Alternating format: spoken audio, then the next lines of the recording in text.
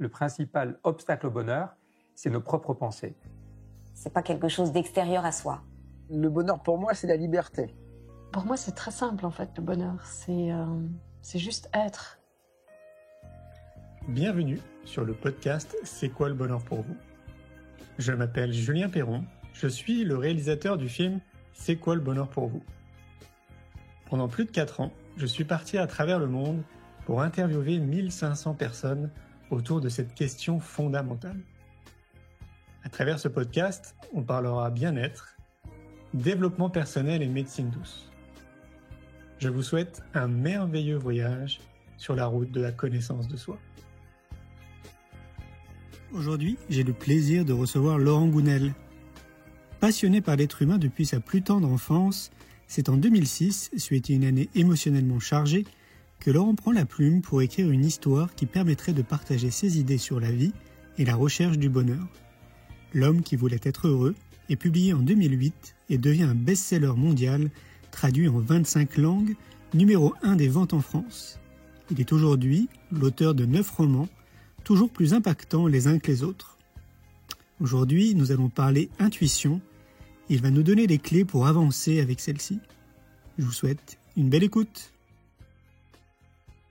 Belle nouvelle, ça y est, maintenant je peux vous en parler. Je vous en ai parlé il y a quelques semaines en arrière, je crois, c'était avant que je parte aux Philippines. On était en train de préparer un week-end immersif qui va donc du coup se tenir du 2 au 4 août, je vous montre l'affiche, du 2 au 4 août au Hameau de l'Étoile. Je ne sais pas si vous connaissez, c'est un lieu qui est magnifique, qui se trouve à 45 minutes de Montpellier. Je vais vous montrer quelques photos. Voilà, ça c'est le Hameau de l'Étoile. Donc nous, on va se retrouver ici pendant 2 jours précisément, parce que c'est un week-end, avec un groupe de privilégiés de 148 personnes. Là, vous voyez, c'est les salles dans lesquelles on va se retrouver pour ce week-end. C'est vraiment un lieu qui est magnifique. Ils ont une très belle piscine aussi, comme vous pouvez le voir.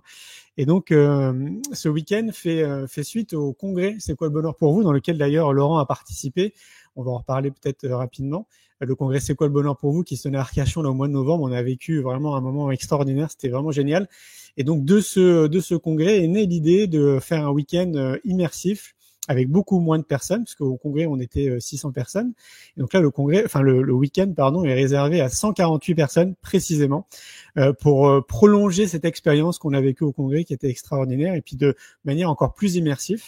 Et donc, on sera 3, avec David Tan, Alexandre Antonenko et moi-même, pour vous accompagner comme ça pendant 2 jours, autour d'un sujet phare, autour de mon livre « C'est quoi le bonheur pour vous ?» et autour de cet adage « Un esprit sain dans un corps sain ». Donc, ça va être vraiment un moment extraordinaire. Et on vient tout juste de finir ce qu'on appelle la page d'inscription, où vous pouvez vous inscrire. Donc, c'est très simple, il suffit d'aller sur le site c'estquoilebonheur.fr. Je vais vous le mettre après dans les commentaires, et vous allez voir, il y a un onglet événements, et dans cet onglet, il y a le week-end immersif. Et donc, les inscriptions sont ouvertes, et vous avez encore quelques mois, maintenant 5 mois précisément pour vous inscrire. 148 personnes, c'est pas beaucoup, donc si tout ça vous intéresse, allez sur le site C'est quoi le bonheur. Je vais faire apparaître immédiatement Laurent pour qu'on commence notre échange passionnant. Bonjour Laurent. Bonjour Julien, bonjour à tous. Alors, petite question pour ceux qui vont nous écouter. Est-ce que le son est bon de votre côté? N'hésitez pas à nous laisser des commentaires sur le côté, que je puisse regarder. Laurent, écoute, j'ai envie de te dire, on va rentrer dans le vif du sujet. Pour les gens qui te connaissent pas, parce que j'imagine quand même qu'il y a des gens qui te connaissent pas, même si ça fait 18 ans, comme tu me disais, que tu t'es auteur et que tu en étais à ton 10e livre, je vais te laisser te présenter pour qu'on comprenne qui tu es. Donc, à toi la parole. Alors ça peut sembler bizarre, hein. C'est presque la question piège. En fait, aussi loin que remonte ma mémoire, j'ai toujours détesté me présenter. Okay. À l'époque, je ne sais, quand je dis à l'époque, il y a 20 ou 30 ans, enfin quand je suis rentré dans la vie active, il y a 35 ans plutôt, eh bien j'en ignorais la raison. Je me disais, pourquoi c'est pas compliqué de se présenter, de dire quelques mots sur soi. Et en fait, aujourd'hui, je pense en savoir un petit peu plus sur les raisons qui m'ont toujours mis mal à l'aise. Et en fait, c'est parce que tout simplement, c'est difficile de se définir. Parce que c'est facile de dire ce qu'on fait. Moi, je peux me présenter en disant je suis écrivain, donc j'écris des livres, j'écris des romans initiatiques qui font réfléchir sur soi, sur le monde, sur le sens de la vie, peut-être, des choses comme ça. Mais ça ne dit pas tellement qui je suis, en fait. Oui. Et c'est dur de se définir. J'avais même fait une conférence TEDx sur ce thème, quoi. C'est dur de se définir. Quand on cherche à se définir, on cherche souvent à s'identifier à un certain nombre de choses qui nous représentent, mais qui ne sont justement que des représentations, voire des fausses représentations de nous-mêmes. On peut se définir par ses qualités. Hein. Je peux vous mettre en avant certaines de mes qualités. Je vais choisir bien sûr les plus valorisantes d'entre elles. En même temps, peut-être que toi, Julien, tu as les mêmes, ou quelqu'un d'autre, et pourtant nous ne sommes pas les mêmes personnes. Donc, je ne peux pas me définir par mes qualités. Et finalement, c'est assez difficile de se définir, de se présenter. Et il y a d'ailleurs un lien avec le sujet d'aujourd'hui, puisqu'on va parler d'intuition. Et l'intuition, je peux d'entrée de jeu, j'anticipe peut-être une de tes questions, hein, Julien, on peut d'entrée de jeu définir l'intuition. L'intuition, c'est, si vous ouvrez n'importe quel dictionnaire, Larousse, Robert, ce que vous voulez, vous trouverez plus ou moins que l'intuition, c'est un accès direct et immédiat à la réalité, à la vérité. Et donc la question à ce moment-là, c'est qu'est-ce que c'est que la réalité ? Et ça renvoie aussi à qui sommes-nous, parce que la réalité, ça commence par soi, et on peut se demander en effet qui nous sommes. Et c'est vrai qu'on a tendance à s'accrocher à un certain nombre de choses qui nous définissent, qui peuvent nous définir aux yeux des autres, comme je l'ai cité, notre métier, nos qualités. Mais en fait, c'est difficile. Quand je pose la question dans une salle de conférence, parfois des gens me répondent je suis mon corps, parce que là, on sait que les vrais sosies, ça n'existe pas. Il n'y a pas deux personnes au monde qui ont le même corps. Mais en même temps, votre corps, il change tout le temps. Vous voyez, ça fait quoi, une minute que je parle. En une minute, il y a 13 millions de cellules de votre corps qui sont mortes et qui ont été remplacées, quoi. Donc, vous n'êtes déjà plus le même ou plus la même depuis une minute, quoi. On change en permanence. On se rend bien compte quand on se regarde dans le miroir le matin et qu'on a, comme moi, passé l'âge de 20 ans, d'accord, on n'a plus tout à fait la même tête aujourd'hui à 57 ans. Et au-delà de ça, d'ailleurs, dans notre corps, dans votre corps, vous savez qu'il y a à peu près 30 000 milliards de cellules. Mais il y a 39 000 milliards de corps étrangers, de bactéries. Donc, les corps étrangers en vous sont plus nombreux que les propres cellules de votre corps. Ça interpelle quand même parce que si ces bactéries, si ces substances étrangères n'étaient pas là, vous ne pourriez pas vivre. Si on trouvait demain un antibiotique suffisamment puissant et à spectre suffisamment large pour dégommer toutes ces bactéries, vous cesseriez de vivre. Donc, vous voyez, quand on dit « je suis », comme on peut tous tenter de le dire, la question est vraiment « qui est ce je ?» Et c'est pas facile de le définir ainsi. C'est une vraie question. Moi, souvent, quand on me pose la question, tu sais, quand du coup les rôles sont inversés et qu'on m'interviewe, depuis de nombreuses années, j'aime bien dire que, en tout cas, je me considère, j'ai vraiment le sentiment comme un jardinier, tu sais. J'ai vraiment l'impression de semer des graines comme ça autour de moi pour inspirer les gens. Et en tout cas, pour moi, c'est ma meilleure définition, ce qui me semble le plus cohérent et aligné avec ce que je suis et ce que je fais, et dans ma vie personnelle et dans ma vie professionnelle. Oui, ce qui est une définition qui, quelque part, décrit ta mission, même ta mission sur Terre, on pourrait dire, finalement. Puisque tu dis que ça s'exprime aussi bien sur le plan professionnel que personnel. Exactement. Et donc, ouais, aujourd'hui, on va parler d'intuition. C'est un sujet, moi, qui me passionne parce que je crois qu'on n'a pas eu l'occasion d'en parler, Laurent, ensemble. Mais moi, l'intuition, c'est quelque chose qui me suit depuis que je suis tout petit. J'écoute mon intuition vraiment depuis vraiment que je suis tout petit. Tout ce que j'ai mis en place dans ma vie perso et pro, c'est vraiment la résultante de l'écoute de mon intuition. Donc, je suis vraiment très câblé à ça. Et donc, j'aimerais bien que ouais, tu as commencé un peu à nous donner une définition de ce que pourrait être l'intuition. Mais j'aimerais bien qu'on rentre plus en profondeur pour que les gens puissent comprendre et faire la distinction. Parce que je crois que c'est pas évident dans notre vie de tous les jours, justement, d'écouter notre intuition et de faire la distinction entre cette première information, c'est comme ça que moi je le vis, cette première information qui arrive, et ensuite, on va dire l'ego ou notre cerveau qui prend le relais et qui commence à réfléchir. Et donc du coup, on n'écoute pas cet instinct, tu vois, cette petite voix, ce truc qui dure quelques millièmes de seconde, quoi. Est-ce que toi tu fais vraiment le distinguo entre cette première information puis le reste, quoi, notre cerveau qui prend la suite quelque part, quoi. Alors, c'est pas facile, j'arrive pas toujours. Moi, je dirais que la première chose, pour répondre à ta question, si on veut plus écouter son intuition, c'est déjà d'être convaincu que ça existe, quoi. Et c'est pas anodin, donc ça vaut le coup quand même d'en parler. Moi, tu vois, tu m'aurais posé la question il y a 10 ans, même si j'utilisais volontiers le terme d'intuition, y compris me concernant, en disant j'ai une bonne intuition. En fait, au fond de moi, j'y croyais pas, quoi. Je me disais... Voilà, parfois, il y a de beaux hasards, quoi. Il y a de jolies coïncidences. Mais pour moi, l'intuition, hein, dans le sens où le dictionnaire définit, à savoir cette capacité à accéder à n'importe quelle information, quoi, autrement qu'en utilisant directement nos cinq sens, une information qui n'est pas directement accessible par nos cinq sens, donc quelque chose qu'on peut ni directement voir, entendre, écouter, sentir ou goûter. Moi, je n'y aurais pas cru personnellement. C'est vrai que je suis de culture scientifique, donc à la base, je suis quand même assez rationnel. Honnêtement, j'aurais pensé que c'était des bêtises, quoi. Bon, aujourd'hui, je sais que ça ne l'est pas, non seulement parce que j'ai été conduit à l'expérimenter, je vous raconterai, si vous voulez, dans quelles conditions tout à l'heure, mais au-delà de ça, parce que je me suis documenté et je sais que ça a été prouvé scientifiquement. Donc, on sait aujourd'hui que ça existe, il y a zéro doute là-dessus.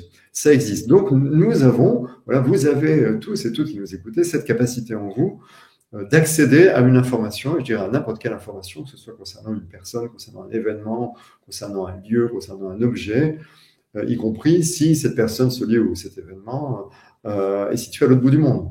On a cette capacité. Ça semble dingue, moi en tout cas je l'aurais pensé il y a 10 ans, un peu moins, 8 ans, mais c'est la vérité. Donc maintenant, la deuxième partie de ta question, Julien, c'est comment être au contact de son intuition et faire la part des choses entre l'intuition et ce qui est créé par notre cerveau ou notre ego, tu disais.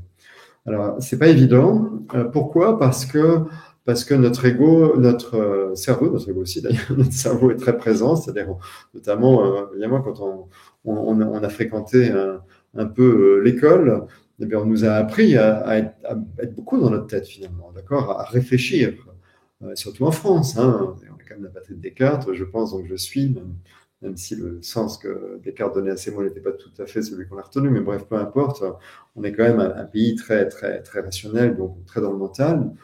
Et donc, plus on a fait des études longues, plus on a tendance à réfléchir uniquement, à utiliser beaucoup plus notre tête que notre corps. Or, voyez-vous, l'intuition, eh bien, ça se passe pas dans la tête, bizarrement. Je dis bizarrement parce que quand une idée vous vient et qu'elle s'avère juste, d'accord, concernant une information, et que donc c'est une intuition, vous avez le sentiment qu'elle est venue dans votre tête, que ça s'est créé dans votre esprit. En vérité, non. L'intuition se manifeste dans le corps. Dans tout le corps, mais pas dans le cerveau. Et elle se manifeste comment ? Parce qu'en fait, le corps, on pourrait dire, est une sorte de miroir de la réalité extérieure. Donc la réalité extérieure se réfléchit dans notre corps. Et donc notre corps, en fait, est le médium qui nous permet d'accéder à l'information intuitivement. Alors ça se manifeste comment dans le corps ? Et bien là, la première difficulté, c'est qu'on n'est pas tous pareils. Donc, l'intuition va se manifester dans différentes zones du corps. Donc, pour moi, par exemple, c'est beaucoup dans le ventre que ça se passe. Je me tape le ventre en vous parlant. Moi, je ressens les choses dans mon ventre, plutôt mon bas-ventre. Et ça se passe là, si vous voulez. Par exemple, je vous donne un exemple basique.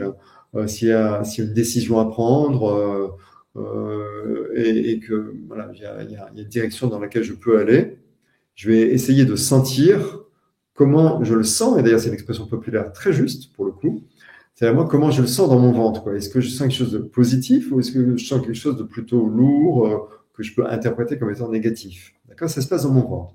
Mais chez d'autres personnes, ça va se passer dans les mains. Il va y avoir des micro-mouvements dans les mains. Chez d'autres, ça paraît-il, ça peut être des micro-mouvements des cils. En tout cas, l'information, quand elle arrive en nous, quand elle se manifeste dans notre corps, elle engendre des micro-mouvements qu'on peut donc apprendre à capter et ensuite à décoder. Mais ça vient d'abord dans le corps. Et en fait, quand on a conscience de l'information, c'est que l'information est remontée du corps à notre esprit, à notre conscience, d'accord ? Vraisemblablement à travers le subconscient, hein, comme dirait Freud, donc cette zone entre l'inconscient et le conscient. Et donc tout le jeu ensuite pour bien accéder à ces intuitions consiste à faire remonter ces informations. D'accord ? Et la difficulté, elle est là. Pourquoi ? Parce que dans notre corps, elle se manifeste de manière uniquement sensorielle. Je vous le dis, ce sont des choses qu'on ressent, ce sont des choses qu'on peut aussi entendre, hein, mais ça peut être des images qu'on peut voir, mais à un moment donné, c'est dénué de sens, si vous voulez. Donc l'information vient à nous de manière totalement sensorielle. Et qu'est-ce qui va donner du sens ? Eh bien, en fait, c'est la plupart du temps notre cerveau, c'est-à-dire on va interpréter cette information qui est purement sensorielle, dénuée de sens. Le problème, c'est quand on l'interprète 9 fois sur 10, si ce n'est pas 99 fois sur 100, on se trompe. Et donc, tout le jeu consiste à ne pas s'interpréter et être vraiment à l'écoute d'un ressenti et capter un maximum d'informations donc sensorielles, à savoir qu'est-ce que je sens, qu'est-ce que j'entends, qu'est-ce que je goûte, qu'est-ce que je vois, qu'est-ce que je perçois comme forme, etc. Un maximum d'informations en s'interdisant de les interpréter. Et après seulement, quand vraiment je pense avoir fait le tour de toutes les informations que je pouvais capter, à ce moment-là, prendre du recul et se dire, OK, donc j'ai perçu ça, ça ou ça, comme son, comme odeur, comme forme, comme information sensorielle.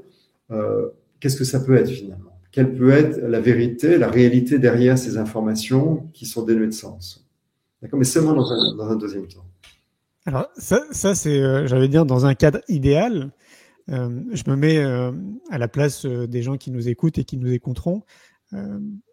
Le sentiment qu'on peut avoir à chacun et chacune, quand même, globalement, c'est que tout va très vite dans notre société.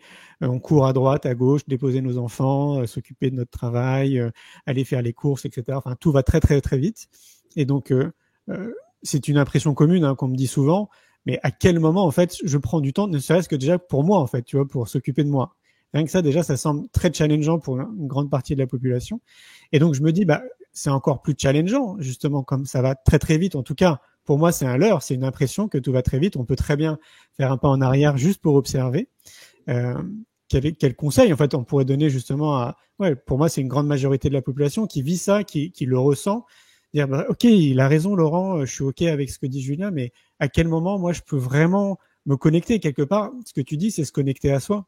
Et dans le flux de la vie où on a l'impression, j'aime bien insister sur impression, que tout va très vite, comment on fait? Tu vois, comment on fait pour pour prendre ce temps et dire, OK, je m'écoute, quoi. Il y a deux choses, je dirais. D'abord, en effet, la plupart des gens ont une vie active, ils travaillent à l'extérieur de chez eux, donc ils se rendent sur un lieu de travail, que ce soit un bureau ou autre. Voilà, ils ont des objectifs à atteindre, ils ont des horaires de travail, ils ont parfois des temps de transport qui peuvent être assez longs. Et donc, ça conduit en fait, les gens à courir, tu le dis, quoi. Et après, on rentre à la maison et puis on a tous des corvées, il faut s'occuper de la maison, du ménage, de la vaisselle, des courses, des enfants, etc. Et finalement, il reste très peu de temps pour soi. Donc ça, c'est la première question, c'est comment, dans ce contexte de vie active et très prenante, je peux m'accorder un petit peu de temps. Quand tu dis c'est une impression, oui, c'est une impression, et en même temps, en effet, les gens ont comme beaucoup de choses dans leur agenda. Moi, je dirais que le temps, on peut s'accorder déjà si on saisit l'utilité. C'est-à-dire, notre cerveau choisit nos actions en fonction de leur pertinence, quoi. Donc, il faut d'abord être soi-même intimement convaincu de l'utilité de prendre du temps pour soi, de rester seul avec soi-même sans rien avoir à faire. Et si vous êtes absolument convaincu des bénéfices que vous pouvez retirer, je pense que vous trouverez le temps, ne serait-ce que 5 minutes par jour. Voilà, vous devez voir si c'est le meilleur moment et au réveil, ou au coucher, ou quand vous voulez. Mais ça peut se trouver, en effet. Mais il faut en être convaincu, quoi. Ça, c'est le premier point. Le deuxième point, je dirais, c'est que au-delà de nos vies qui peuvent être très, très prenantes, il y a autre chose, c'est que maintenant, on a de moins en moins de temps vide. C'est-à-dire, même si vous n'avez rien à faire, et même quand vous n'avez rien à faire, y compris, je sais pas, à un certain moment, le dimanche ou autre, en général, les gens sont moins occupés. Qu'est-ce qu'on peut tous avoir tendance à faire? On a tendance à attraper nos écrans, d'accord, ou celui-là, le téléphone ou l'ordinateur, et à se plonger dans un monde virtuel qui présente certes un certain intérêt, c'est pour ça qu'on y va, mais qui nous éloigne de nous-mêmes, de notre corps, une fois de plus, quoi. C'est-à-dire quand vous êtes sur un écran, votre attention est happée par les informations divulguées par cet écran, que ce soit des informations liées à un jeu vidéo, un film que vous visionnez ou à des news que vous lisez sur un site de news en ligne, peu importe. Dans tous les cas, votre attention est accaparée par cet écran. Il est accaparé par cet écran, donc il n'est plus sur votre corps. On le sait bien, c'est presque une forme d'auto-hypnose, d'accord? Vous êtes tellement accaparé que vous ne ressentez pas forcément certaines sensations de votre corps, y compris peut-être de la faim ou autre. On se coupe un petit peu quand l'attention est accaparée par l'extérieur. Ça va même encore plus loin quand on comprend les mécanismes neurologiques à l'œuvre, c'est-à-dire toutes les applications qui existent sur les écrans font tout, et c'est leur modèle économique, ils font tout pour nous maintenir en ligne. Ils en ont besoin, une fois de plus, pour leur modèle économique. Donc, ils usent de stratagèmes pour exciter notre attention et faire en sorte qu'on reste de plus en plus connecté. Ça peut être sous forme de micro-récompense, entre guillemets. Une récompense, ça peut être aussi bête qu'un like sur votre page Facebook ou une petite flamme sur une autre application, je ne sais quoi. Tout ça, ce sont des choses, en fait, qui font que vous sentez une micro-onde de plaisir en vous. Et comme vous ressentez cette onde de plaisir, eh bien, ça vous donne envie de rester et de continuer. Et cette onde de plaisir, elle se caractérise comment sur le plan neurologique? Alors, je ne suis pas médecin, mais d'après ce que j'ai compris, ça correspond à la libération, en fait, dans le cerveau, dans l'organisme, d'un neurotransmetteur qui s'appelle la dopamine. Et la dopamine, on l'appelle vulgairement l'hormone du plaisir. Elle a une fonction de l'organisme qui est d'activer ce qu'on appelle le circuit de la récompense. C'est en fait la dopamine, elle est libérée dans votre corps quand vous réussissez quelque chose, par exemple. Que ce soit au boulot ou quand vous travaillez sur un dossier, ou si vous êtes étudiant, quand vous réussissez, je sais pas, un problème de maths ou autre, ou si vous écrivez, quand vous réussissez à trouver la bonne formulation qui vous satisfait, hop, décharge de dopamine. Si vous êtes sportif, quand vous réussissez, voilà, un exploit sportif, même un micro-exploit, vous ressentez cette décharge de dopamine. D'accord? Mais vous la ressentez aussi accessoirement quand vous mangez, par exemple. La fonction de cette dopamine, c'est quoi? C'est de vous encourager à reproduire la chose. D'accord? Donc, vous réussissez quelque chose sur le plan personnel, professionnel, sportif, c'est utile de reproduire ça. Et donc, cette décharge de dopamine va vous inciter à reproduire parce que vous voulez ressentir à nouveau cette dopamine qui est l'hormone du plaisir dans votre corps. Si vous la ressentez en vous nourrissant, par exemple, c'est parce que, en tout cas, lors de nos origines, enfin, à une époque où c'était difficile de trouver de la nourriture, c'était très important que vous soyez motivé pour trouver de la nourriture. Parce que, naturellement, c'est essentiel pour notre survie, quoi. Donc, pour vous motiver à trouver de la nourriture, et c'est important que cette nourriture soit associée à une sensation de plaisir, la décharge de dopamine. Pour revenir à nos écrans, le problème avec les écrans, c'est que toutes ces applications, tous ces trucs en ligne, en fait, induisent en nous des décharges de dopamine. Très facilement. Très facilement, parce que c'est très facile d'avoir une petite flamme, un petit like et tout ce que vous voulez, ou de marquer des points sur un jeu vidéo. Ça peut être plusieurs fois par minute, d'accord? Alors qu'en vérité, vous n'avez pas fait grand-chose pour mériter, entre guillemets, cette dopamine, d'accord? Et le problème, c'est quoi? C'est qu'on est tous accros à la dopamine. D'accord? C'est fait pour ça, c'est le rôle de la dopamine, nous inviter à reproduire. Et donc, à l'écran, en fait, on est incité à rester de plus en plus sur nos activités, que ce soit sur des jeux vidéo ou n'importe quelle appli, quoi. Et ça c'est un problème. C'est-à-dire, si vous croyez que vous êtes accro à vos écrans ou que vos adolescents sont accros à des écrans, c'est pas tout à fait vrai. Vous êtes ou ils sont accros à la dopamine que ça leur procure. D'accord? Et donc, ça devient super difficile, moi, je trouve, à notre époque, encore plus difficile qu'avant, où on avait simplement, entre guillemets, une vie active prenante. Ça devient beaucoup plus difficile d'éteindre tout ça et de se dire, je reste seul avec moi-même. Ne serait-ce ne fait plus que 5 minutes par jour, et idéalement beaucoup plus, bien sûr, mais ne serait-ce que 5 minutes par jour, se dire, OK, ces 5 minutes, elles sont pour moi, je travaille pas, je fais rien, je ne joue pas, et surtout, j'ai éteint tous ces écrans. Je peux pas être dérangé, je laisse pas mon attention accaparée par ces outils qui me donnent des décharges de plaisir. Je reste seul avec moi-même, avec mon corps, et je ressens. Alors, ça peut sembler profondément ennuyeux, et en effet, il se passe pas forcément grand-chose, et c'est pas grave, quoi. Simplement, ça aide à retrouver le contact avec son corps. Donc ça, c'est une première chose qu'on peut faire. Maintenant, on peut aller beaucoup plus loin et pratiquer la méditation. C'est très en vogue, on en parle beaucoup, mais c'est puissant. C'est puissant précisément pour se reconnecter à son corps. La plupart des techniques de méditation reposent en effet sur le fait de diriger notre attention à l'intérieur de notre corps, sur nos ressentis. D'accord, être très présent et écouter notre respiration, toutes ces choses-là. Donc tout ça, ça va aider à se reconnecter à soi-même. Et cette reconnexion à soi est un préalable nécessaire au développement non pas de l'intuition, parce qu'on a tous naturellement de l'intuition, mais de l'accès à l'intuition.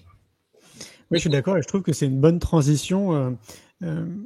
L'observation que je peux faire depuis de nombreuses années, en tout cas, je crois que ça a toujours été le cas. Je me suis toujours dit ça. J'ai vraiment le sentiment que la majorité d'entre nous, tu sais, moi, je les imagine un peu comme des cerveaux sur pattes. C'est-à-dire que j'ai le sentiment qu'on est tous, 80% de la population, déconnectés de notre corps. Tout est concentré dans notre cerveau. Et d'ailleurs, je trouve que ça passe aussi par l'éducation, hein. Quand tu vas à l'école, on est à fond sur le savoir, sur les connaissances, et très peu sur le savoir-être et sur la connaissance de soi.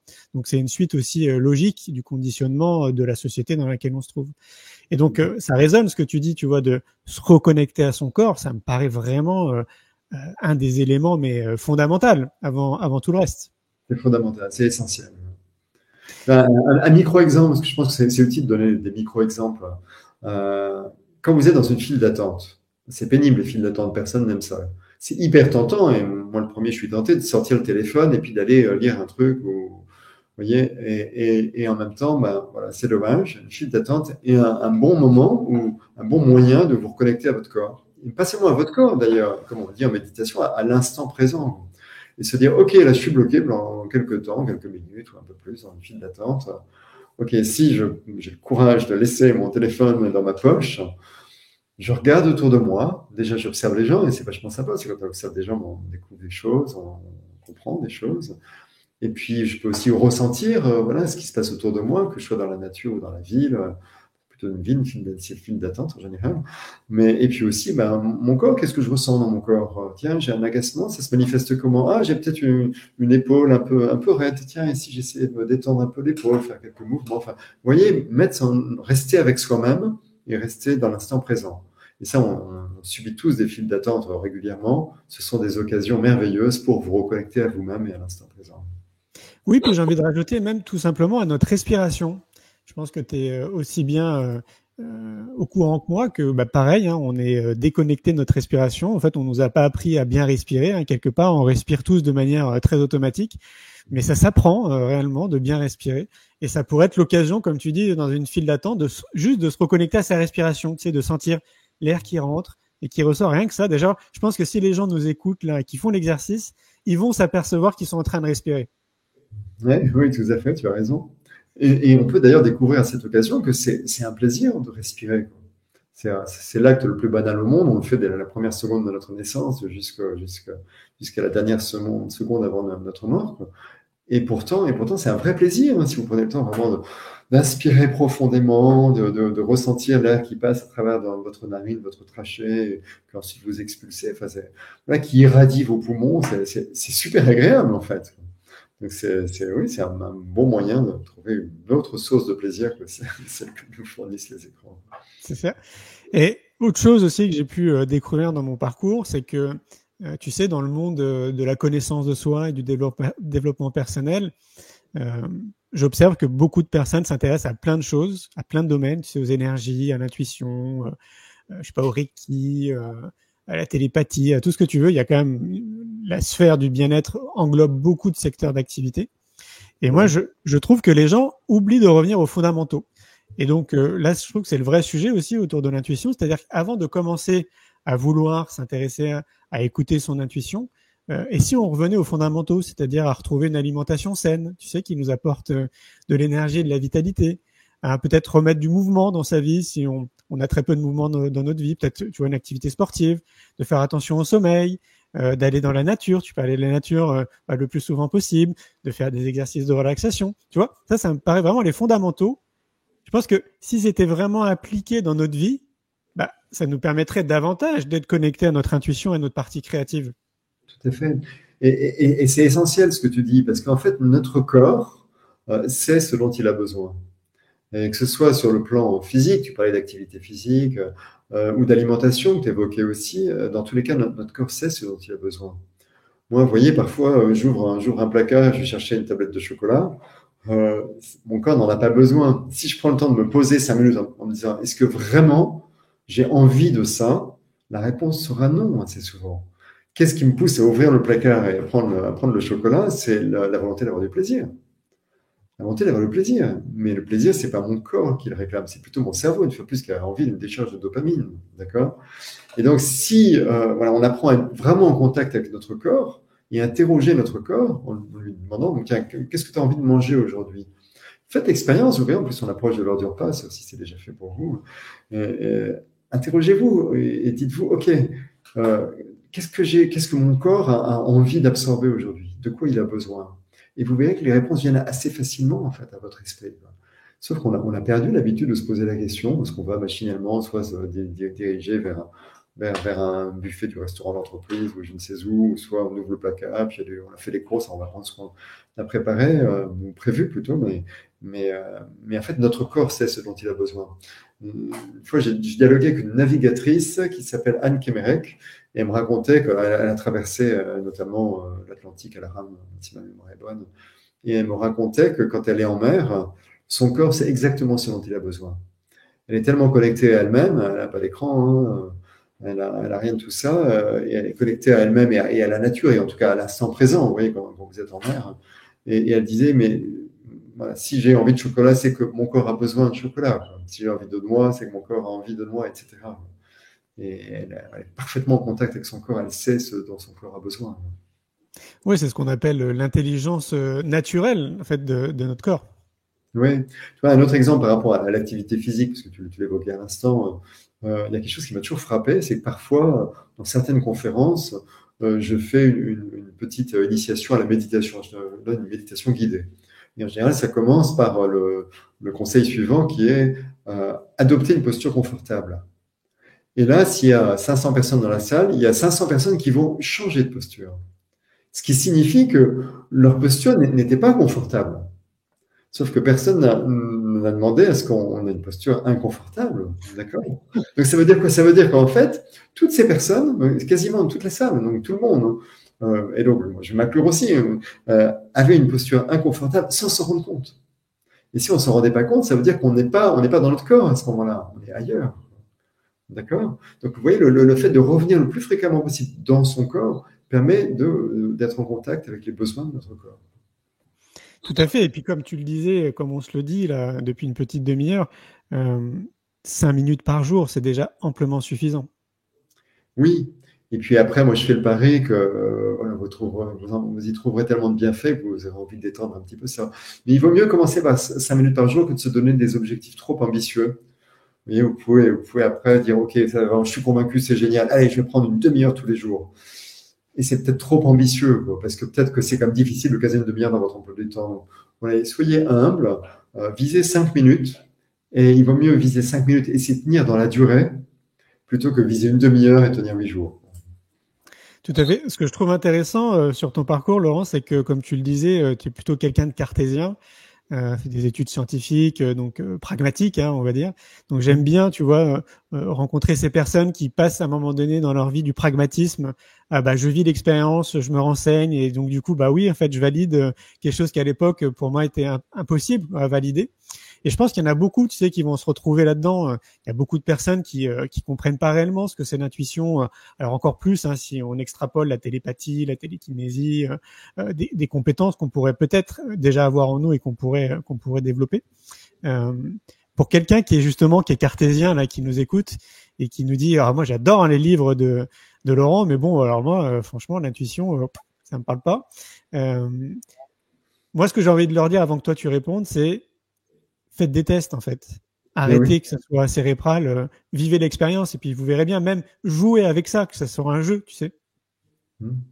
Tout à fait, tout à fait. Alors moi, je crois beaucoup, en plus, dans les vertus de l'expérimentation et dans tous les domaines, y compris sur le plan spirituel, d'ailleurs. Et là, c'est facile, en plus, c'est que l'intuition. Si vous voulez expérimenter ça, demandez à un ami, un conjoint qui vous voulez, par exemple, de penser à un lieu, choisir pour vous un lieu, et ne vous donner aucun indice au sujet de ce lieu. Vous voyez, il prend un lieu mystère, donc, alors si possible, un lieu qui comporte des caractéristiques très spécifiques, parce que bien, s'il prend une rue dans une ville, ça va ressembler à n'importe quelle autre rue dans n'importe quelle autre ville, d'accord? Donc un lieu qui comporte des éléments vraiment un peu particuliers. Et puis éventuellement, il en imprime la photo et qu'il le cache dans une enveloppe ou n'importe où. Et puis vous prenez un petit peu de temps, vous mettez seul, dans un coin et vous essayez de vous connecter à ce lieu. Alors déjà, vous allez me dire, comment je fais pour me connecter à un lieu? C'est pas très rationnel. Non, c'est pas rationnel, en effet. Mais imaginez que vous êtes sur ce lieu. Vous prenez quelques minutes, vous dites, je suis sur ce lieu, je suis connecté à ce lieu. Et vous vous posez en boucle la question, c'est comment? Alors ça, c'est essentiel. C'est la question à ne surtout pas poser, c'est quoi? Quel est ce lieu? Si vous essayez de savoir qu'est-ce que c'est que ce lieu, qu'est-ce qui se passe, en fait, vous activez votre mental. Votre mental va se mettre à gamberger en disant qu'est-ce que ça peut être ce lieu? Tiens, connaissant mon ami ou ma femme ou je ne sais qui, sans doute qu'il aura pris tel lieu parce qu'il aime bien y aller. Vous allez gamberger, quoi, et vous ne trouverez jamais. Donc ne cherchez surtout pas à savoir ce que c'est. C'est pas le but de l'exercice. Le but de l'exercice, c'est d'entrer en contact avec son intuition. Je vous l'ai dit tout à l'heure, l'intuition se manifeste dans le corps, sur des choses que vous ressentez, que vous entendez, que vous voyez, que vous sentez ou vous goûtez. Donc, posez-vous des questions comment. Comment est ce lieu? Comment sont les formes présentes dans ce lieu?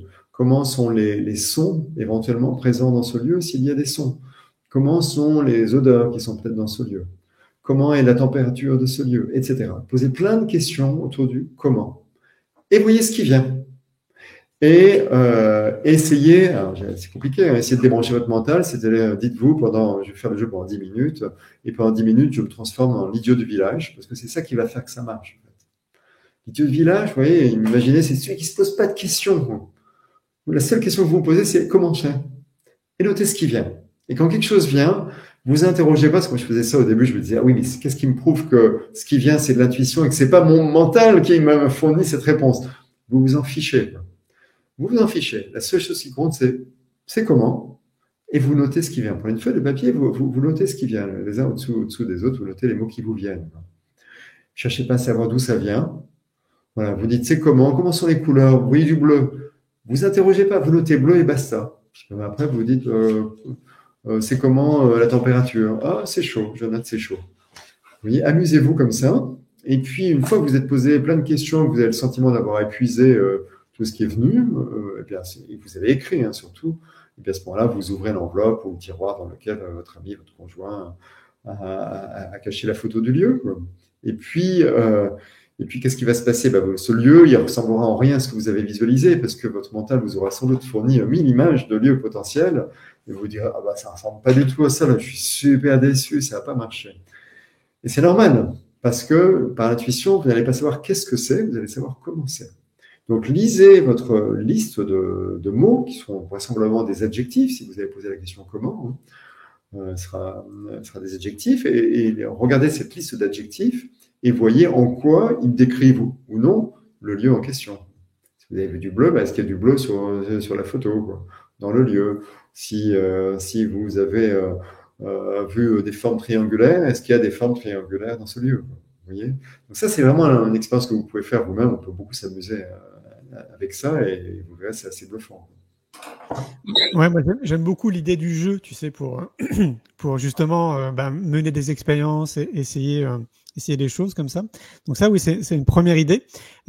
Deuxième idée qui me vient à l'esprit, peut-être que tu en as vu dans tes recherches. Moi, je trouve qu'il y a des films aussi, des documentaires qui sont très intéressants autour de l'intuition. Pour ceux qui aimeraient, tu sais, aller plus loin, qui sont aussi donc du coup pragmatiques, il y a déjà quand même, oui, des docus qu'on mis en scène avec des scientifiques, des protocoles pour montrer tout ça fonctionne. Ça pourrait être aussi une autre idée. Oui, tout à fait. Puis vous pouvez aussi vous rendre sur le site d'Iris, d'Alexis Champion, en fait, qui m'a initié à l'intuition. Je ne l'ai pas raconté tout à l'heure, mais je peux vous le dire. En fait, pour moi, tout a commencé il y a 8 ans, à peu près, je crois. Donc, je donnais une conférence à Paris et un inconnu vient me voir à l'issue de la conférence. Il me dit, voilà, je m'appelle Alexis Champion, je suis un spécialiste de l'intuition, et notamment du remote viewing. Et je propose de vous former, et il me dit gracieusement à ça pendant 3 jours en tête-à-tête. Bon. Alors, remote viewing, j'en avais entendu parler. J'avais lu un article, je savais que c'était une méthode développée aux États-Unis pour accéder sûrement à son intuition. Donc, moi, je suis de nature curieuse, ça m'intéressait, quoi. Maintenant, quand un inconnu vient me voir et me propose de passer 3 jours en tête-à-tête avec lui, je suis un petit peu sur la défensive quand même. Et donc, j'ai un peu botté en touche ce jour-là. Et il est revenu vers moi 2-3 mois plus tard. Et là, j'ai cédé, quoi. J'ai dit, OK. Donc, j'ai loué un lieu, parce que je voulais quand même maîtriser certaines choses. Et puis, ça me rassurait. Et puis, j'ai passé 3 jours avec Alexis, quoi. Et en effet, dès la première matinée, il m'a fait travailler sur un lieu mystère, comme je le suggérais à l'instant. Je me souviens très bien, parce que c'était une cave d'affinage de fromage. Je l'ignorais, je n'avais aucun indice. Donc, moi, quand j'ai commencé à appliquer la méthode, parce qu'il y a une méthode, mais qui est très structurée, j'ai commencé à percevoir très vite des choses. Et surtout, j'avais des images toutes faites, dont j'ignorais qu'elles étaient créées par mon mental, en fait, par mon cerveau. Donc, j'ai vu une plage déserte avec des cocotiers horizontales, une vieille image d'Épinal. Je devais avoir envie de vacances à ce moment-là. Et c'était naturellement pas ça, quoi, parce qu'il ne fallait pas chercher qu'est-ce que c'est, mais comment c'est. Et donc finalement, j'ai abouti, comme je vous ai invité tout à l'heure, à une liste d'adjectifs sensoriels, de choses que j'avais cru capter, percevoir, sentir, voir, entendre concernant ce lieu mystère. Et quand il a ouvert l'enveloppe, qui était une enveloppe craft, donc bien opaque, posée sur le bureau devant moi, et que j'ai vu cette cave d'affinage de fromage, j'étais super déçu, parce que je n'avais pas visualisé ça. J'avais visualisé une île déserte, en l'occurrence, peut-être d'autres choses dont je ne me souviens plus, mais pas une cave d'affinage. Donc j'étais très déçu. Et quand Alexis Champion m'a invité à lire la liste d'adjectifs, j'ai trouvé une description quasi parfaite du lieu. Moi, j'avais perçu des lignes horizontales parallèles. Moi, il y avait des étagères qui étaient superposées, naturellement. J'avais vu des formes rondes multiples et c'était écrit noir sur blanc sur ma feuille de papier. Et il y avait des fromages qui, évidemment, avaient cette forme ronde et ils étaient nombreux, quoi. J'avais noté que c'était mouillé vers le bas, et il se trouve qu'il y avait une flaque d'eau au sol. J'avais noté que c'était lumineux dans le fond, et il y avait une lucarne dans le fond de la cave d'affinage, quoi. Et quand j'ai compris, en fait, quand j'ai vu que ma liste décrivait parfaitement ce lieu, je me souviens, ça m'a tellement bouleversé, en fait, que je me suis mis à trembler, quoi. C'est-à-dire, ça bouleversait ma vision du monde. Il y a plein de choses qui étaient remises en question subitement par cette petite expérience qui va durer 15 minutes. Je ne voyais plus le monde de la même manière. Parce que pour moi, ce qui venait de se passer était juste impossible. Sauf que ça venait d'arriver, j'en avais la preuve, quoi. À tel point que je me suis mis à douter. Je me suis dit, mais ça se trouve, il a influencé ma perception. Je ne m'en suis pas rendu compte, mais ces questions étaient peut-être biaisées. Donc j'ai exprimé mes doutes. Et il m'a dit, bah, écoute, c'est simple, ce qu'on va faire, c'est quand tu rentres chez toi ce soir, tu penses à un lieu, n'importe quel lieu, tu en trouves la photo sur Internet, tu l'imprimes et tu reviens demain avec. Donc je rentre à la maison, je raconte ça à ma femme, et ma femme me dit, bah, écoute, tiens, j'ai une idée qui me traverse l'esprit, ce sont les géants de l'île de Pâques. Ok, très bonne idée. Je vais sur Internet, je trouve évidemment 1000 photos des géants de l'île de Pâques, je choisis les plus belles, je l'imprime, je plie en 4 dans une enveloppe craft, et le lendemain, je la porte et je pose l'enveloppe sur le bureau, quoi. Et Alexis me fait une démonstration. Donc, je lui donne strictement aucun indice, compter sur moi, parce que j'étais plutôt dubitatif. Donc, il déroule le protocole, la méthode. Et alors, je me souviens pas de tout ce qu'il m'a dit, de toutes ses perceptions, juste de quelques-unes qui m'ont frappé tellement c'était juste incroyablement juste. Il me dit, c'est grand, c'est rugueux au toucher. Et il me dit, c'est mystérieux et ça attire les gens parce que c'est mystérieux. Waouh. Ça s'invente pas, hein. C'est clair, hein. Oui, d'ailleurs, c'est rigolo parce que je vais justement l'interviewer aussi d'ici quelques semaines. Oui, oui, parce que, dis-moi si je me trompe, mais j'ai l'impression que c'est la seule école en France. Je ne sais pas si c'est la seule, en tout cas, c'est très certainement la plus ancienne et puis la plus sérieuse, quoi, parce que c'est vraiment des gens carrés. Chez Iris, Alexis lui-même, il a un doctorat en intelligence artificielle. Enfin, voilà, c'est pas un charlatan, quoi. C'est quelqu'un de super sérieux et il a fondé cette école qui cartonne d'ailleurs. Ça attire beaucoup de gens, aussi bien des particuliers qui ont envie de se former à l'intuition que des professionnels. Il y a aussi des entreprises qui s'adressent à lui et son équipe pour leurs besoins professionnels. Et puis il est sur des projets de recherche dans au moins 2 universités, je crois. C'est passionnant, hein, ce qu'il fait, c'est incroyable.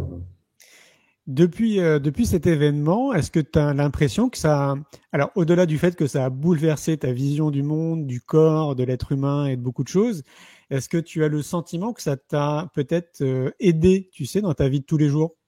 Ah bah complètement. Parce que moi, je l'ai dit, je suis rationnel à la base. Donc moi, quand j'avais une décision à prendre avant, j'avais tendance à lister des critères, les hiérarchiser, les pondérer. Voilà, une démarche très cartésienne. Et puis voir par rapport aux différentes options qui s'offraient à moi, lesquelles rentraient le mieux dans la grille, lesquelles répondaient le mieux à ces critères. Sauf qu'en fait, quand on fait ça, on se rend compte que déjà plus on a de critères, et plus ça devient impossible de choisir. Et puis, pire que ça, quand je faisais ça, souvent, par rapport à une décision à prendre, j'avais une première idée qui me traversait l'esprit, que je rejetais en me disant, non, mais soyons sérieux, quoi, soyons un peu rationnels. Et donc, je me forçais à adopter cette méthode, qui me conduisait à une décision que parfois, pas toujours, mais parfois je regrettais en me disant, ah, c'est bête que j'ai pas retenu ma première idée, parce que c'était la bonne, en fait. Et j'ignorais à l'époque que la première idée, c'était juste une intuition. Donc maintenant, inutile de vous dire que lorsque j'ai une décision à prendre, je ne cherche pas du tout à hiérarchiser ou à classifier des critères, quoi. La question que je me pose, l'unique question que je me pose, c'est comment je le sens. Qu'est-ce que je sens, quoi. Et ça marche beaucoup mieux, croyez-moi. Ça marche beaucoup mieux. Et d'ailleurs, je pense que chacun d'entre vous, là, vous qui nous écoutez aujourd'hui, vous le faites déjà.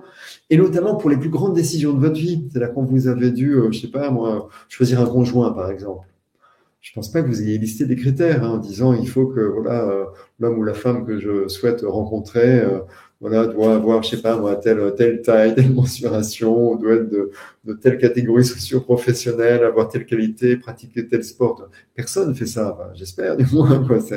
Mais non, c'est à un moment donné, voilà, il y a une rencontre et vous sentez que cette personne que vous rencontrez est la bonne. Vous lui posez pas de questions, vous ne faites pas passer un test pour savoir si ça va matcher ou pas, quoi. Non, vous sentez que vous avez envie de faire votre vie ou au moins un bout de chemin avec cette personne. Donc ça, c'est l'intuition. Vous voyez, donc vous le faites déjà. Moi, je peux vous donner des exemples de décisions que j'ai prises en écoutant mon intuition.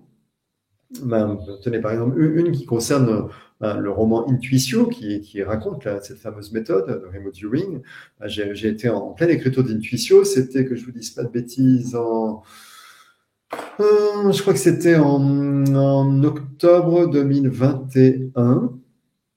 Je crois, voilà, en septembre ou octobre 2021. Et mon éditeur m'appelle et me dit est-ce que ton livre sera prêt pour une publication dans un an? Moi, j'aimerais le publier en octobre 2022. Et je lui réponds tout de suite oui, il sera prêt. Je pense que j'aurai fini d'ici 6 ou 8 mois. Enfin, je prends mon temps, mais ce sera prêt largement l'année prochaine. Il me dit très bien. Et j'avais à peine formulé cette réponse que je ressens dans mon ventre, une fois de plus, quelque chose de très, très lourd, mais vraiment de désagréable. Il y avait une lourdeur désagréable dans mon ventre et que j'interprète comme étant quelque chose de négatif. J'interprète, parce que c'est mon cerveau qui interprète, d'accord? Factuellement, c'était juste quelque chose de lourd et de désagréable. Et donc, je dis à Philippe Robinet, mon éditeur à l'époque, je lui dis non, écoute, le livre sera prêt, mais je le sens pas. Je le sens pas de le publier en octobre 2022. Ne me demande pas pourquoi, je sais pas, mais je le sens pas. Il me répond, écoute, c'est pas très rationnel, mais si tu le sens pas, je vais pas te forcer. Tu veux le publier quand, ce livre? Et je lui dis, bah, écoute, on va décaler de quelques mois, on va le publier au printemps. Non, en fait, je me suis trompé dans les dates, c'était en 2020 son appel et ça devait être publié en octobre 2021. Du coup, on l'a publié en octobre 2022. Sauf que quelques mois après son appel, donc fin 2020, qu'est-ce qui se passe? Le Covid apparaît sur Terre. Et en octobre 2021, donc à la date initialement prévue pour l'apparition d'Intuitio, eh bien, c'était le second confinement et toutes les librairies de France étaient fermées, quoi. Donc, évidemment, si le livre avait paru à ce moment-là, c'était un peu mort, quoi. Donc ça, je ne l'avais pas identifié. Alors, je pense que si j'avais adopté la méthode de remote viewing, j'aurais pu avoir plus d'informations. Je ne sais pas si j'aurais capté l'apparition d'une maladie ou la fermeture de la librairie, sans doute pas de façon aussi précise, mais j'aurais peut-être eu plus d'informations que je n'en ai eu, mais ce n'était pas nécessaire pour moi. Il me suffisait de savoir que ce n'était pas le bon moment. Donc j'ai dit non et on n'a pas publié ce livre à ce moment-là, vous voyez. Donc voilà, ça c'est un exemple. J'ai d'autres anecdotes. Je peux vous raconter comment j'ai trouvé la maison dans laquelle je réside aujourd'hui, d'où je vous parle. Eh bien, c'était avec ma famille, on avait décidé de quitter Paris à l'époque et on s'intéressait à une petite ville de Bretagne qu'on connaissait ma foi très peu, et donc on se rend sur place pour découvrir les différents quartiers. Et un jour, on se promène dans une petite rue qui était longée par un haut mur qui faisait à peu près 3 mètres de haut. Et alors qu'on marche dans cette rue, d'un seul coup, j'ai un ressenti extrêmement fort, suivi d'une idée qui me traverse la tête, à savoir, ça doit être très agréable de vivre de l'autre côté de ce mur. Totalement irrationnel, parce qu'on ne pouvait même pas voir ce qu'il y avait. Mais le ressenti était tellement fort que j'ai essayé d'escalader le mur, j'ai pas réussi. Bon, du coup, j'ai passé mon chemin, voilà. Et là-dessus, on rentre à Paris, et 15 jours ou 3 semaines plus tard, je reçois un coup de fil d'un agent immobilier qui me dit, écoutez, je vais rentrer la semaine prochaine, c'était même pas encore fait, je vais rentrer une maison qui, je pense, peut vous intéresser. Je lui ai dit, écoutez, ayez confiance en moi, je passerai par vous, mais filez-moi l'adresse, je suis à 520, moi j'ai envie de voir où c'est, quoi. Donc il me donne l'adresse, je vais tout de suite sur Google Maps, c'est Google Street, même je vais regarder en fait, donc je me promène dans Google Street pour voir la rue où se trouve la maison, et je me rends compte que la maison en question est juste de l'autre côté du mur, quoi.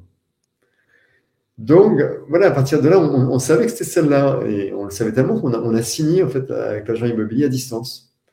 On savait que c'était là. On a quand même visité pendant le délai de rétractation, mais d'ailleurs l'agent était très stressé, la propriétaire aussi, mais on a confirmé notre choix et on est super heureux dans cette maison. On n'avait aucun indice sur la maison en question, on ne pouvait rien voir, rien savoir. Et je crois que tu vois, à travers tes exemples, beaucoup vont se reconnaître, parce que je crois qu'on s'est tous dit au moins une fois dans notre vie, ah, je l'avais su, ah, pourquoi je me suis pas écouté. Je crois qu'on se l'est tous dit ça au moins une fois. Je pense. Il y a aussi quelque chose qui a dû arriver à tous ceux qui nous écoutent, en tout cas une bonne partie, c'est de penser à un ami ou une personne de votre famille, mais pas une personne que vous avez au bout du fil tous les jours. Vous voyez, quelqu'un dont vous n'avez pas de nouvelles depuis un certain temps, vous pensez subitement et sans raison à cette personne, et dans la seconde, le téléphone sonne, et c'est la personne en question. Voilà, je pense que ça vous est à peu près tous, ça vous est tous arrivé. Et ça, typiquement, c'est de l'intuition. Vous avez capté l'information de cette personne qui pense à vous au même moment. Vous pensez à elle et elle appelle. Exactement. Là, moi, ce que j'ai envie de dire et ce que j'ai envie de recommander aux gens, c'est plutôt comme on se le disait, c'est de jouer avec ça. Et que si ça se produit, parce que vraisemblablement, ça se produit quand même très régulièrement sur une semaine, si on est vraiment à l'écoute, on a plein de moments en fait d'intuition pour plein de choses dans la vie de tous les jours en réalité. C'est de s'amuser avec ça et de suivre en fait cette première information qui arrive. Et au fur et à mesure, je pense que les gens vont pouvoir vérifier justement que bah oui, c'est l'information qui est la plus juste. Oui, tout à fait. Un jour, j'ai demandé à Alexis Champion pourquoi il m'avait gracieusement offert 3 jours de son temps pour me former à ça. Il m'a dit, parce qu'en fait, j'ai écouté des interviews de toi où tu parles de la façon dont tu écris, et j'ai compris, me dit-il, que en fait, tu écris intuitivement. Je lui dis, ah bon, c'est-à-dire? Il me dit, bah, en fait, oui, ta conscience se déplace, je ne me souviens plus de ces mots, mais ça revenait à ça, ta conscience se déplace dans l'avenir à un moment où ton livre existe déjà, il est écrit, il est publié, et tu le pompes, me dit-il.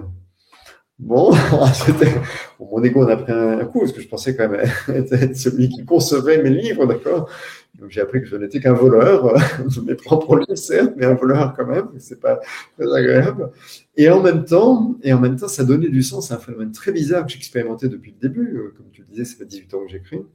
Et ce phénomène est le suivant: quand j'écris, les idées me viennent dans le désordre. D'abord, il faut savoir que j'écris pas tout de suite. C'est-à-dire, il y a une longue phase de créativité pendant laquelle, en fait, je laisse les idées venir. Je note tout, j'ai toute une organisation avec des grandes feuilles de papier à dessin, parce que ça part dans tous les sens, quoi. Et en fait, les idées me viennent dans le désordre. C'est-à-dire, je peux avoir l'idée de la fin avant d'avoir l'idée du début, vous voyez, et puis après, je vais avoir l'idée du milieu. Et puis, ce qui se passe, c'est que très souvent, j'ai certaines idées qui arrivent dans mon esprit et qui me semblent totalement saugrenues, qui a priori n'ont aucun rapport avec l'histoire, enfin, avec l'embryon d'histoire, je dirais. Mais je suis dans une posture d'accueil, donc je prends tout, vous voyez, je note. Et ce qui se passe, c'est que parfois, plusieurs mois après que l'idée me soit venue, eh bien, en fait, l'histoire qui s'est étoffée depuis, eh bien, en fait, a besoin de cette idée très précise qui m'était venue et qui, a priori, n'avait pas grand sens ou pas grande relation avec l'histoire. Non seulement cette idée qui me semblait bizarre trouve sa place dans l'histoire, mais c'est parfois même un pivot, enfin, c'est un élément charnière, un élément indispensable. C'est-à-dire, sans cette pièce-là, sans cette micro-scène, parfois, l'histoire serait bancale. Donc, ça peut pas venir de mon cerveau, c'est pas un calcul de ma part. Vous voyez, ce sont des éléments que j'ai captés et que j'ai captés dans le désordre.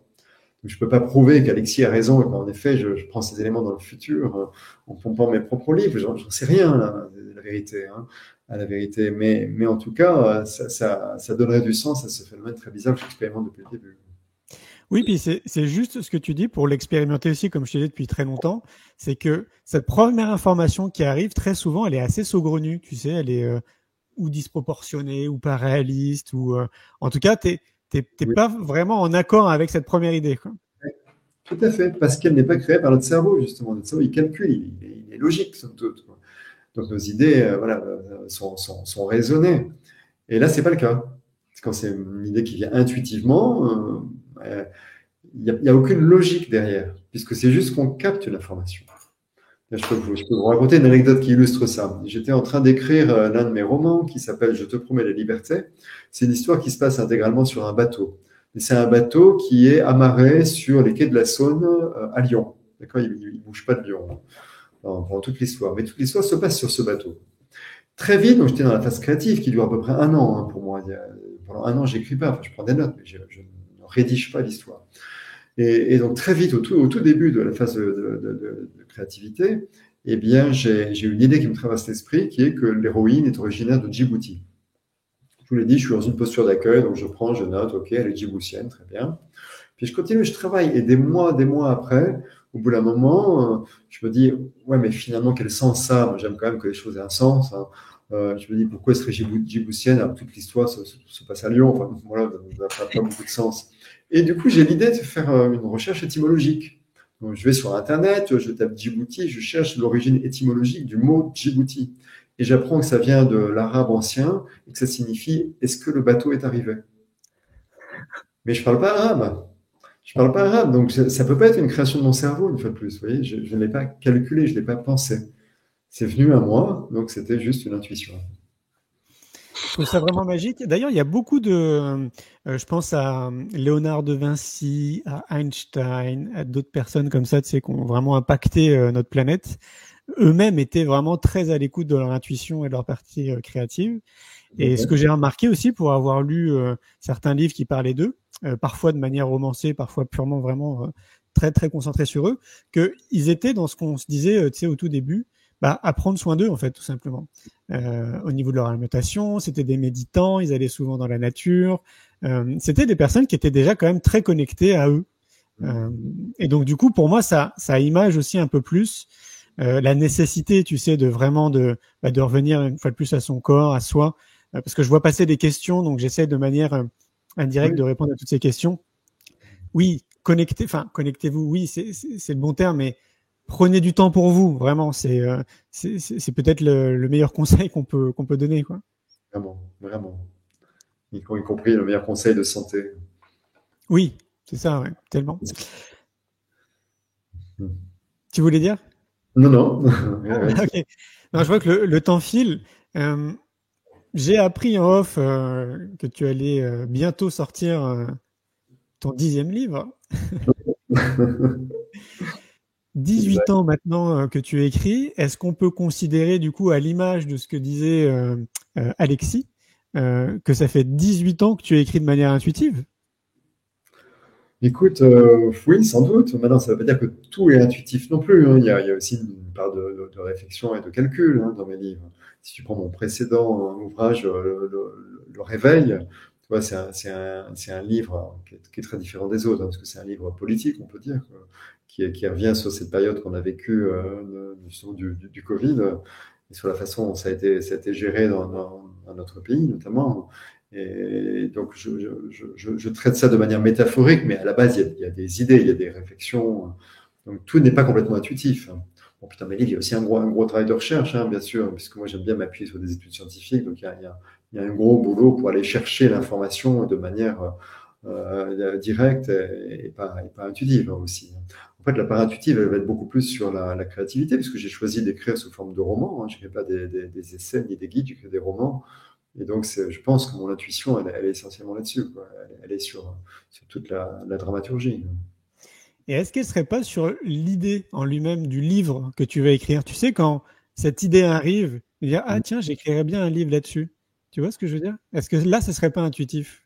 Oui, c'est possible. Ouais. Si, je ne peux pas l'exclure. C'est difficile de savoir, en fait. En fait, moi, je choisis les thèmes des livres que j'écris. En fait, je dis je choisis, mais j'ai même pas le sentiment de les choisir d'ailleurs. J'ai l'impression que les thèmes s'imposent à moi. C'est-à-dire que j'écris en relation avec ce qui m'anime dans l'instant. C'est-à-dire, par exemple, là, je sers, je ne vous révélerai pas lequel, parce que je suis très secret sur mon écriture, mais il y a un thème qui m'anime depuis quelque temps et qui me tient à cœur, quoi. Donc, j'ai pas encore commencé à l'écriture du prochain, celui qui paraîtra après celui qui va sortir au printemps. Mais il y a déjà un thème qui me tient à cœur. Donc maintenant, le gros du travail pour moi, et ce sera un travail intuitif, hein, c'est de trouver une histoire qui porte ça. Mais je sais que j'ai envie d'écrire sur ce thème. Alors, est-ce que j'ai une intuition qu'il faut, pour une raison que j'ignore d'ailleurs, aborder tel ou tel thème? Je sais pas. En tout cas, je le ressens profondément en moi que ce thème m'appelle et que j'ai envie de le visiter et que j'ai envie d'écrire dessus et que j'ai déjà un certain nombre d'idées que j'ai envie de partager. Maintenant, il faut que je trouve l'histoire. Là, pour moi, tu illustres justement ce que pourrait être l'intuition. Moi, ça m'arrive souvent, tu sais, que tu ressens, c'est quelque chose de très fort, que cette thématique t'appelle, que moi, j'ai vraiment le sentiment que c'est quelque chose, du coup, qui nous appartient pas quand ça se produit, qu'on le ressent, c'est vraiment dans notre corps et qu'on sent qu'on va mettre de l'énergie pour quelque chose. Souvent, c'est quand même pour quelque chose qui nous dépasse, pour apporter, tu sais, quelque chose à l'humanité ou à d'autres personnes. Là, moi, j'ai vraiment l'impression et l'intuition, du coup, que c'est une information qui nous appartient pas, mais qu'on capte et que du coup, après, on se met en marche. Oui, c'est probable. C'est pour ça que je me disais tout à l'heure que la connaissance de l'intuition rend humble, hein, parce que finalement, voilà, nous ne sommes qu'un vecteur, un médium pour transmettre l'information, mais je pense qu'on ne crée rien, quoi. C'est ça. Exactement. Merci Laurent pour cet échange. Je vois que ça file vite. Bon, pour les gens qui aimeraient rentrer en contact avec toi, j'imagine que c'est compliqué. On le voit à ton répondeur automatique par email. Tu peux pas répondre à tout le monde. Malheureusement, non. Malheureusement, non. Non, le mieux, c'est de m'écrire chez l'éditeur. Mais je reçois tellement de lettres que je crois que j'ai à peu près 1 an et demi de retard dans le traitement des courriers. C'est pour vous dire, c'est ingérable. C'est triste, hein, parce que voilà, j'aimerais répondre à tout le monde, mais c'est compliqué. Eh ben, écoute, on te souhaite le meilleur pour les prochains livres que tu pourras écrire. Plein de bonnes choses. Merci beaucoup. Plein de bonnes choses à toi et à vous tous et à vous toutes qui nous écoutez aujourd'hui. Et merci d'ailleurs d'avoir été présent et d'avoir partagé ce moment. Un grand merci, Laurent. À tout bientôt. À bientôt, Julien. Ciao, ciao. Ciao. Et voilà, les amis, c'était Laurent Gounel. J'espère que vous avez passé un bon moment avec nous. Toujours passionnant, bien évidemment, d'écouter Laurent. Ce qui me vient à l'esprit avec nos échanges, alors je ne sais pas si vous l'avez vu, mais j'ai déjà fait des lives autour de l'intuition avec Alexandre Antonenko et Caroline Cory, que vous pouvez retrouver assez facilement sur la chaîne YouTube Julien Perron, vous allez voir. Comme vous l'avez compris, je vais interviewer l'Institut Iris, qui forme à écouter notre intuition, par lequel est passé Laurent. Ce qui me vient à l'esprit, c'est aussi le livre que j'ai écrit. Alors, j'ai pas eu le temps de vous le montrer, mais qui résume très bien aussi notre échange. C'est quoi le bonheur pour vous en chemin vers soi, qui à un moment donné, je vous parlais, vous savez, des fondamentaux, de revenir aux fondamentaux. Et écoutez, ce livre, il nous amène justement aux fondamentaux. Vous le trouvez un peu partout, dans toutes les librairies, à la Fnac, sur Internet, en format numérique. D'ici quelques mois, il sera aussi en format audio, donc sur Audiolib. Un livre qui est sorti le 1er juin. Je suis en train de terminer d'ailleurs le 2e qui va sortir en octobre 2024, qui est la partie complémentaire à celui-là et qui s'appellera aussi C'est quoi le bonheur pour vous, mais en quête de sens, qui est la partie beaucoup plus introspective, notre monde intérieur. Il me reste plus qu'à vous souhaiter une belle après-midi, une bonne journée, surtout prenez soin de vous. Alors je vais vous remontrer une dernière chose si vous n'étiez pas là au tout début. Je vous rappelle qu'on est en train on lance aujourd'hui en fait les inscriptions pour le week-end C'est quoi le bonheur pour vous, du 2 au 4 août au Hameau de l'Étoile à 45 minutes de Montpellier. Un week-end immersif uniquement pour 148 personnes. Et ça sera avec David Tan, Alexandre Antonenko et moi-même. On va vous guider et vous accompagner pendant 2 jours pour justement beaucoup plus vous connecter à votre partie intuitive, à votre partie créative. La photo que je vous montre, c'est le lieu dans lequel on va se retrouver. Vous avez vu, c'est magnifique. On est sur un site de 20 hectares en pleine nature. On reste tous dormir sur place, d'où l'idée du week-end immersif. On va se retrouver dans des salles comme celle-ci que vous pouvez voir à l'écran. Il y a une piscine sur place sur laquelle on va pouvoir justement profiter. Et puis voilà encore une autre salle dans laquelle on va se retrouver. Ça va être vraiment un moment très puissant pour nous. C'est la suite logique du congrès C'est quoi le bonheur pour vous, qui a eu lieu au mois de novembre à Arcachon. Et donc là, il y avait 600 personnes qui étaient présentes sur place. On a vécu vraiment un moment là encore immersif très puissant. Et donc là, on a envie de le prolonger de manière encore plus intimiste, uniquement pour 148 personnes. Les inscriptions sont ouvertes, c'est très simple, il suffit d'aller sur le site c'estquoilebonheur.fr que je vous montre à l'écran et vous pourrez vous inscrire et participer à cette belle aventure, ça va être magique. On a hâte de vous rencontrer et de passer ce moment ensemble. Je vous souhaite plein de bonnes choses. Aujourd'hui, je vais vous montrer une petite vidéo autour de l'écosystème C'est quoi le bonheur pour vous. Et puis je vous dis maintenant à la semaine prochaine pour un prochain live où on parlera toujours soit alimentation, soit amour et couple, soit intuition. Je vous souhaite plein de bonnes choses. Bye bye. Un grand merci pour votre écoute. J'espère que vous avez passé un bon moment avec nous. Pour prolonger l'expérience C'est quoi le bonheur pour vous et continuer votre cheminement sur la connaissance de soi, je vous invite vivement à lire mon livre C'est quoi le bonheur pour vous, que vous trouverez dans toutes les librairies. Jouez et amusez-vous avec le jeu de cartes entre amis, avec des inconnus, dans le monde de l'entreprise, à l'école. Regardez le film C'est quoi le bonheur pour vous. Et surtout, prenez soin de vous. Je vous souhaite un merveilleux voyage vers vous-même.